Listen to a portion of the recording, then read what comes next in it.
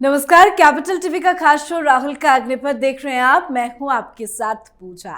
Rahul Gandhi ED action और court के चक्कर में चारों तरफ से बुरे फंस गए हैं। एक बार फिर से नेशनल हेराल्ड केस में ईडी जबरदस्त एक्शन मोड में आ गई है और ये एक्शन राहुल गांधी सोनिया गांधी की नींद उड़ाने वाला है। दरअसल कांग्रेस के वरिष्ठ नेता पवन बंसल से ईडी ने लंबी पूछताछ की है। ये पूछताछ 2 दिनों तक लगातार चली। मुंह छिपाते पवन बंसल ईडी ऑफिस पहुंचे थे। पवन बंसल से पूछताछ और ईडी की सख्ती को लेकर राहुल सोनिया गांधी काफी ज्यादा डरे हुए हैं। तो नेशनल हेराल्ड मामले में ईडी के एक्शन पे चर्चा करेंगे। साथ ही डॉगी का नाम नूरी रखने पर कोर्ट में राहुल गांधी कैसे फंस चुके हैं, इस पे भी बड़ी अपडेट आपको देंगे। चर्चा के लिए मेरे साथ स्टूडियो में मौजूद हैं कैपिटल टीवी के एग्जीक्यूटिव एडिटर राजीव जी। सर, आपका बहुत बहुत स्वागत है। धन्यवाद। नेशनल हेराल्ड मामले में क्या ईडी एक बार फिर से एक्टिव हो गई है? पूरी तरह से एक्टिव हो गई है।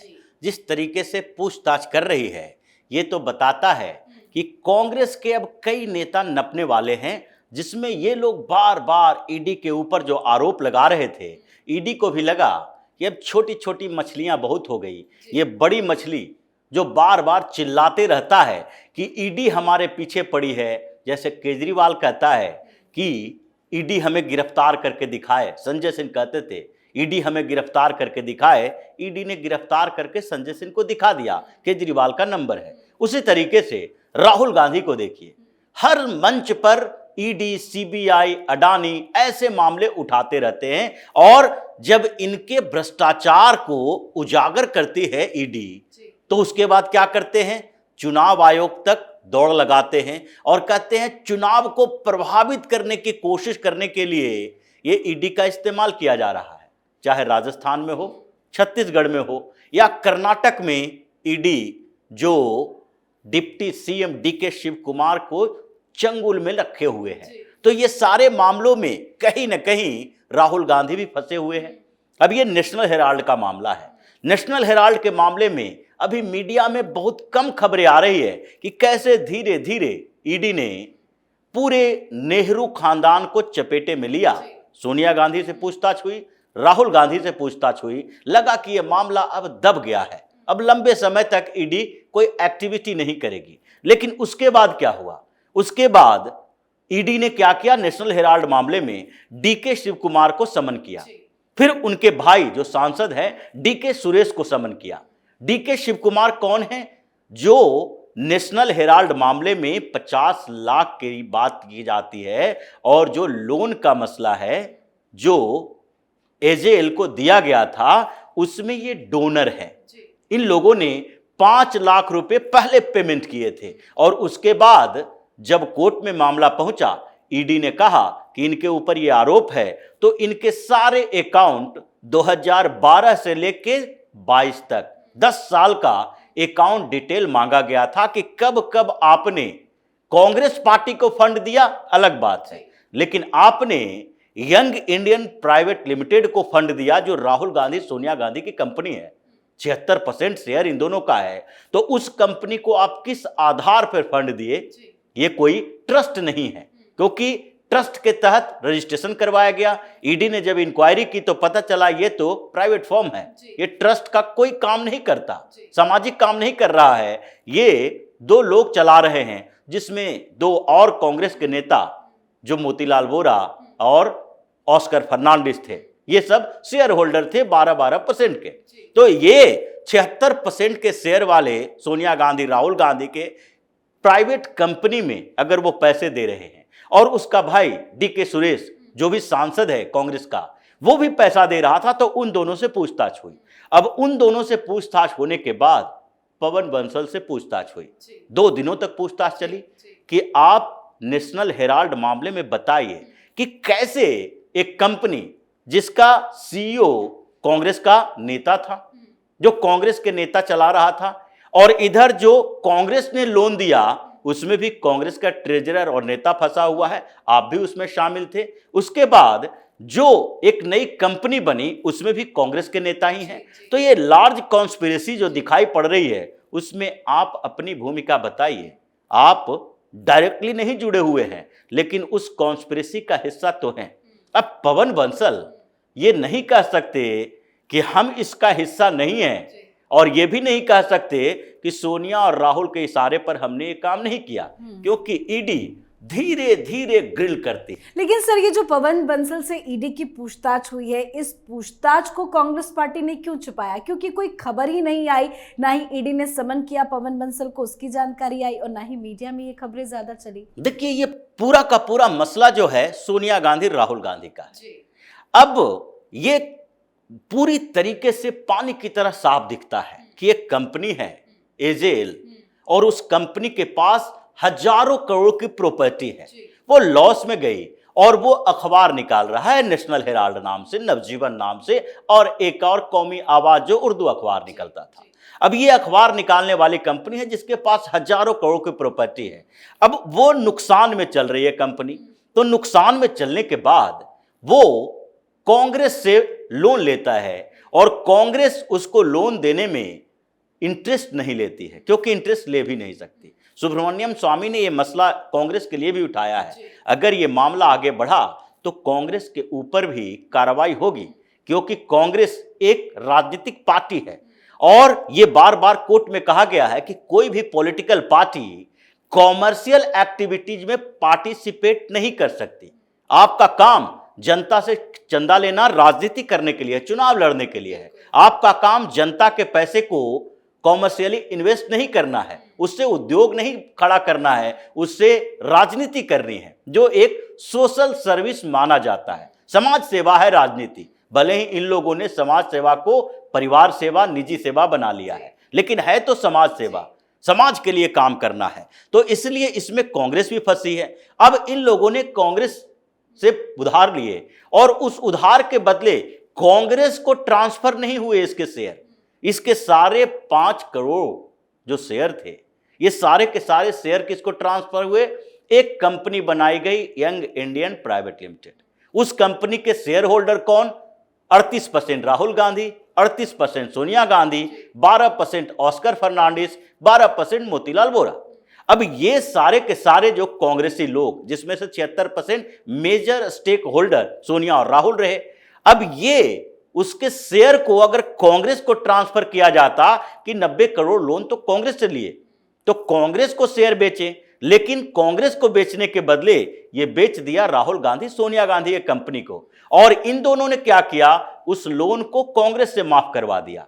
यानी कि 90 करोड़ जो लोन दिया गया है वो भी तो सोनिया गांधी राहुल गांधी के खाते में गया। ये एक अलग मसला हो गया। दूसरी बात, अगर कोई कंपनी है एजेएल और उसके नाम से 5000 करोड़ से ज्यादा की प्रॉपर्टी है पंचकुला में, लखनऊ में, दिल्ली में और पटना में, ये उसके हेराल्ड बिल्डिंग है जो कि अखबार के नाम पर दिए गए थे सस्ते दर पर। वो कांग्रेस की सरकारें राज्य में भी हुआ करती थी, केंद्र में भी हुआ करती थी, और इन्हीं का वो कंपनी थी, तो फिर ये लोग मुफ्त में दे दिया करते थे। 2 रुपए, 5 रुपए, 10 रुपए में कॉन्ट्रैक्ट हुआ करता था। लेकिन अब वो जो एक समाज सेवा के नाम पर अखबार के लिए बिल्डिंग दी गई थी, वो प्रॉपर्टी आपने 5000 करोड़ को सिर्फ 90 करोड़ में खरीद लिया। और उससे भी बड़ी बात, जब इन लोगों ने यंग इंडियन प्राइवेट लिमिटेड बनाया तो केवल 5 लाख रुपया मार्केट कैपिटल था इनके पास, यानी 5 लाख रुपए से एक कंपनी खड़ी की, और 5000 करोड़ की प्रॉपर्टी बिना कोई इन्वेस्टमेंट के आपने हड़प ली। अब यह मामला ऐसा है कि जिसके ऊपर चर्चा अगर ईडी की भी ये करते हैं तो सीधे 10 जनपद बदनाम होता है। तो ये चाहते हैं कि इसमें पूछताछ हो, उसको छिपा के रखो। अगर सोनिया गांधी राहुल गांधी से पूछताछ हो तो उसमें पूरे देश में बवाल खड़ा करो, ताकि ईडी दबी हुई रहे, वो इनको गिरफ्तार न कर सके। तो इस मामले में अब पवन बंसल ने जो बात कही, पहले मल्लिकार्जुन खड़गे ने कही, जो यंग इंडिया प्राइवेट लिमिटेड के सीईओ हुआ करते थे। अब उनसे पूछताछ हुई कि बिना कोई स्टाफ का दफ्तर चला रहे हो, ये करोड़ों की संपत्ति है, काम क्या कर रहे हो पता नहीं, ये उद्देश्य ही था, कॉन्स्पिरेसी थी। ये कोर्ट ने कहा है कि ये पूरी की पूरी कॉन्स्पिरेसी लगता है कि इसलिए की गई है क्योंकि ये 5000 करोड़ की संपत्ति हड़पनी थी। ये कंपनी जो कि कोई काम ही नहीं करती है, उस कंपनी को बनाने का उद्देश्य क्या था? एकमात्र उद्देश्य इसकी पूरी प्रॉपर्टी, एजेएल की पूरी प्रॉपर्टी, नेशनल हेराल्ड की पूरी प्रॉपर्टी पर कब्जा करना। अब ये केस ऐसा है कि जिसमें कभी भी राहुल गांधी, सोनिया गांधी अरेस्ट हो सकते हैं मनी लॉन्ड्रिंग के तो मामले क्या में। ये माना जाए, क्योंकि जिस तरह से एक बार फिर से ईडी एक्टिव हुई है, पवन बंसल से पूछताछ हुई है, अब अगला नंबर राहुल या सोनिया गांधी का होगा? बिल्कुल फिर से पूछताछ होगी। ईडी के जो मोडस ऑपरेंडी है, काम करने का तरीका, वो हर मामलों में देखिए। मनीष सिसोदिया को समन भेजा गया, पूछताछ की गई, एक बार दो बार पूछताछ की गई, उसके बाद जब इन लोगों ने कोऑपरेट नहीं किया, अरेस्ट किया गया। अरविंद केजरीवाल को समन भेजा गया है, ये इग्नोर कर रहे हैं, एक बार दो बार के बाद अरेस्ट किया जाएगा। उसी तरीके से संजय सिंह के साथ हुआ, या फिर अलग अलग मामलों में इसी तरीके का इस्तेमाल किया जाता है। सोनिया गांधी, राहुल गांधी से एक बार पूछताछ हो चुकी है, अब उनके इर्द गिर्द के लोगों से पूछताछ हुई, जिसमें कई सबूत मिल रहे हैं, जैसे डीके शिव कुमार, डीके सुरेश, पवन बंसल, मल्लिकार्जुन खड़गे, इन सारे लोगों से धीरे धीरे पूछताछ हो रही है। अब ईडी इन सबूतों के आधार पर फिर से राहुल गांधी, सोनिया गांधी से पूछताछ करेगी कि आप बताइए कि आपने कंपनी खड़ी की तो उसके लिए फंड कहां से लाए। अब ये 50 करोड़, 5 करोड़ और 90 करोड़ का मसला नहीं है, 5000 करोड़ का मसला है। तो आपने पैसे कहां से लाए, किन कंपनियों पैसे दिए और सेल कंपनियों का इस्तेमाल कैसे किया, मनी लॉन्ड्रिंग का मामला बनेगा। अब जैसे ही PMLA लगा, उसके बाद तो गिरफ्तारी तय है। और यही वजह है कि ये जो चारों तरफ से मिलजुल कर विपक्षी पार्टियों से, NGO से और कांग्रेस के नेताओं के माध्यम से ये जो सुप्रीम कोर्ट में ये लोग ईडी के खिलाफ जा रहे हैं कि इसका सेक्शन 50, जो सेक्शन 50 के तहत ईडी गिरफ्तार करती है, ईडी को समन भेजने का अधिकार है, इन लोगों के प्रॉपर्टी को अटैच करने का अधिकार है, उस सेक्शन 50 को हटा दीजिए। ये सुप्रीम कोर्ट में यही बात कर रहे हैं, सुप्रीम कोर्ट में उसकी सुनवाई चल रही है, फिर से बेंच बना इसके लिए।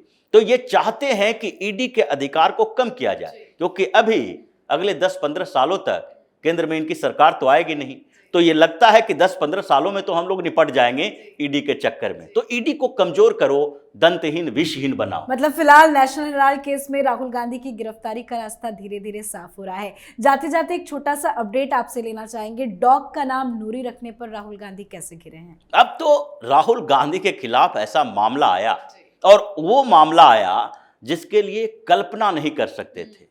ये नाम रखने के पीछे का मकसद क्या था?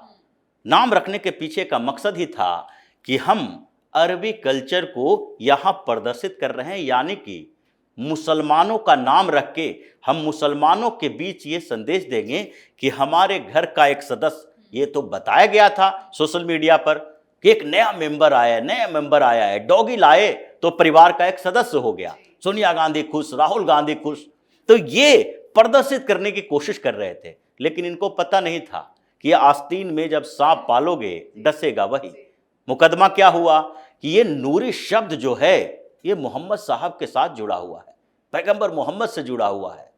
ये कुरान में 42 बार नूर शब्द का उपयोग किया गया है, और इसलिए ये पूरी तरीके से इस्लाम के अवहेलना है, और यहाँ पर जो मुसलमान हैं उनके धार्मिक भावनाओं को ठेस पहुंचाने वाला है। और AIMIM का नेता, वो जो MP MLA कोर्ट में गया है, कह रहा है कि हम हाई कोर्ट जाएंगे, अगर स्पीडी ट्रायल नहीं हुई तो हाई कोर्ट से निर्देश लाएंगे, धार्मिक भावनाओं को आहत करने वाले, इसका नाम बदल दो, माफी मांगो, नहीं तो 3 साल के लिए जेल जाने की तैयारी कर लो। जी, बहुत बहुत धन्यवाद सर, समझाने धन्यवाद। के लिए। तो एक तरफ राहुल गांधी कुत्ते का नाम नूरी रखने पर गिरे हैं, जिस पर अब MP MLA कोर्ट में 4 दिसंबर को अगली सुनवाई होगी, तो वहीं बेल पर चल रहे राहुल गांधी के लिए झटके की खबर नेशनल हेराल्ड मामले को लेकर सामने आई है, जिसमें एक्शन मोड में ईडी आ चुकी है। अब राहुल गांधी का बचना मुश्किल सा लग रहा है। इस पे आप अपनी राय कमेंट कर लिखें। देखते रहिए कैपिटल TV। नमस्कार।